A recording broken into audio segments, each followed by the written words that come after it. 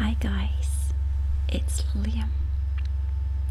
Welcome to this video, which will be addressing something that a person wrote to me earlier in a message, that this person had been in a state of insomnia for 5 days where they were unable to sleep, and was begging me to put up a video to help them relax. And I was just like, well, what's the problem? And what do you think has caused this insomnia? And the person explained to me that the person had revealed to his or her family that they are bisexual. And the way the person's family reacted was with curses, that they would be banned into hell and would burn in agony forever, and really over dramatic. So then I can understand why this person has freaked out so much and is unable to sleep when their family cannot accept them for who they really are. And this appalls me. I can really not stand when people who are closest to, let's say, this example with the person, that not even hers or his family can accept them for who they are. That is the most, it's so far from the world I live in. I cannot comprehend how you can dislike or hate your child for maybe being a bit different on the sexual part than you would expect. And to me, you love your child no matter what. And I also wrote this person back saying a lot of not so good things, like I cursed a bit, because I think it is, it's bullshit. Personally, I have, and it's not to bring you my whole story of my life or anything, because it's not what it's about, but it's an example of the world I live in, and thus you can maybe understand my reaction and why I have to bring it up here, because not so many people address this subject, and I think it's important for all of you to know that no matter what sex you like, it doesn't make you less of a person. It doesn't make you a bad human. It's natural. That's at least what I think. But for those of you who don't know this, I'm bisexual myself, and it started at a very young age, actually. When I was in kindergarten, I noticed that I found, not that you're particularly interested in girls and or boys for that matter, but I could just feel that I was a bit more boyish than the other girls, and they interested me just as much, and they were like a mystery to me, like boys were a mystery to me sometimes. And when I got older, I am 14, about that age, I noticed that I loved to, it sounds creepy as hell, but don't mind it, I like the smell of females, just the smell on the neck that maybe had rubbed off on the jacket. And I was just when I came into the youth club I went in, I would see if some of my friends were there and their jackets were there, and I would go over and when I hung up my jacket next to theirs, I would like smell their jacket a bit, just like quickly like sniff it, and I would be all like, it's a nice scent. I really liked it.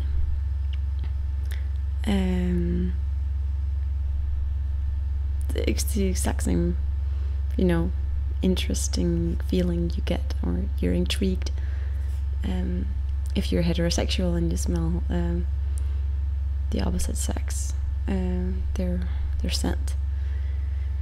And I was so confused about this. I just knew that none of the other girls maybe felt that way, and I was too embarrassed to really bring it up because I was afraid that I might get rejected for being different, for addressing this, and I could lose them. And when you're that young and you're a kid, you just seek recognition and acceptance from all your surroundings. That's why I didn't say anything. But as time went by, I got to high school, and I really got a crush on a girl for the first time. It was really bad, because she was like one of my best friends, and we had so much in common, but I could never, ever, just gonna move the mic a bit. I could never ever tell her, because it would absolutely ruin our friendship, because I knew that she didn't feel the same way about me.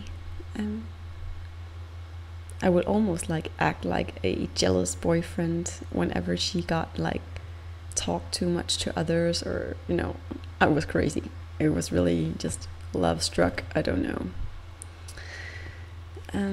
But yeah, when I got older, I was like, okay, I seriously need to tell my parents about this, because they need to know who I am, what I feel like. Maybe if one day I come home with a girl and they're like, what the hell?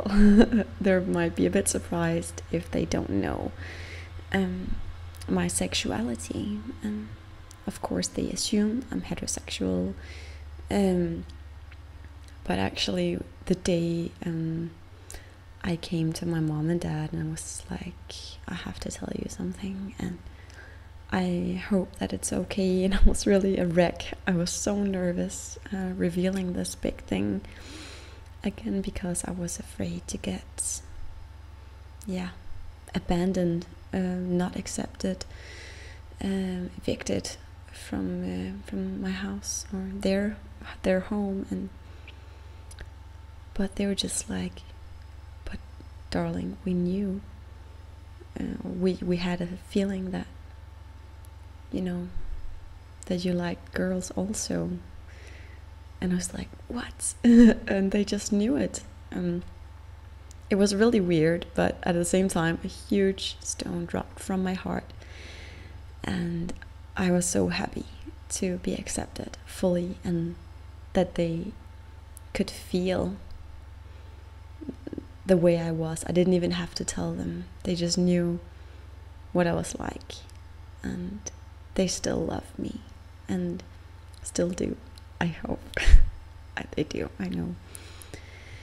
But the point of this video